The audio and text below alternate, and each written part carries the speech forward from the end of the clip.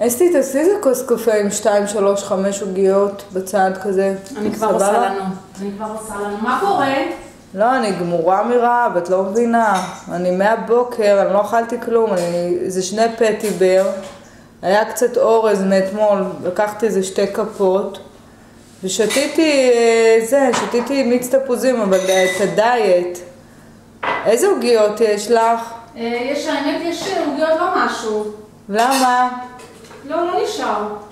אוי, מה זה תכננתי על העוגיות אצלך? היו לי אורחים, היה לך את האלה עם השוקולד הטובות. לא נשאר. אוי, חבל, לא הייתי באה. נו, תפסיקי, את אוכלת כבר יותר מדי. לא, את לא מבינה, החיים שלי בזבל, מה? נו. נמאס לי כבר, מה? את יודעת מה קורה איתי? הילדים שיגעו אותי, פיטרו את יוגב, עכשיו הוא עליי, מבינה? עכשיו הוא בבית, הוא רק שוכב. נו בסדר, אז אני כל הזמן מהדיכאון, רק אני בא לי לאכול, ודקה נורא, דיכאון. אבל את אומרת שאת לא אוכלת. אני לא אוכלת, אבל בא לי לאכול, אז באתי אלייך, אמרתי אני אתנחם קצת בזה, אין לך את העוגת קצפת שהייתה לך אז? אין לך את העוגת גבינה? לא, נגמר הכל, האורחים, מה זה חיסלו? מי החזירים האלה שהיו לך? מהמשפחה, את יודעת, קצת חברים. אוי, חזירות כזאת? משהו. לא משאירים לבן אדם שזה, אורח, מגיע.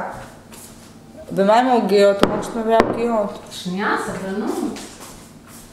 עשית לי שחור? שתהי בריאה. לא טוב?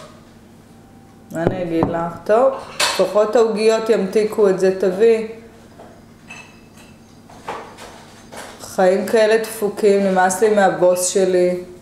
אין לי כוח יותר, את לא מבינה, אין לי כוח, אני בהתמוטטות עצבים. נו, אז תתפטרי, מה הבעיה?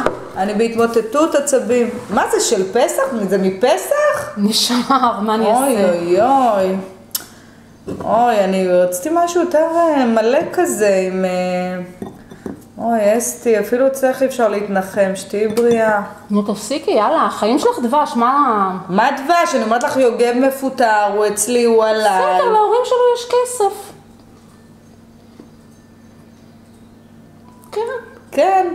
את כל החיים שלך, כל הזמן, לא טוב, מה? טוב, לא משנה.